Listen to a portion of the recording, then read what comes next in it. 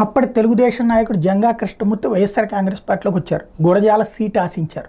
అయితే ఆ సీట్లో తను గెలవడం కష్టమని కాసుకి ఇచ్చారు సీటు జగన్మోహన్ రెడ్డి. ఇచ్చినప్పుడు దానికి ప్రతిగా ఆయనకి ఎమ్మెల్సీ సీట్ ఇచ్చారు.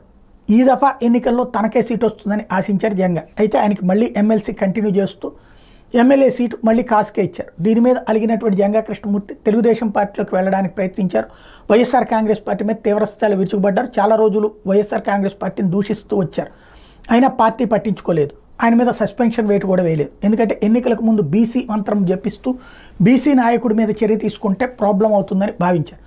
అందుకని ఎన్నికలు అయిపోయిన వెంటనే శాసనమండలి చైర్మన్ ఇప్పుడు వైఎస్ఆర్ కాంగ్రెస్ పార్టీ చేతిలోనే ఉంది కదా, అందుకని జంగా కృష్ణమూర్తిని అనర్హుడిని చేస్తూ నిర్ణయించారు. ఏదైతే ముందే వైసీపీ కంప్లైంట్ ఇవ్వడం, ఆ కంప్లైంట్ మీద జంగా కృష్ణమూర్తి అని అడిగితే ఈయన సమాధానం చెప్పకపోవడం, ఈ నేపథ్యంలో ఆయన తాజాగా ఆయన్ని అనర్హుడిని చేస్తూ నిర్ణయం తీసుకున్నారు చైర్మన్. తద్వారా ఇప్పుడు ఎన్నికలు అయిపోయినాయి కాబట్టి అడుగులు ముందుకు పడ్డాయి.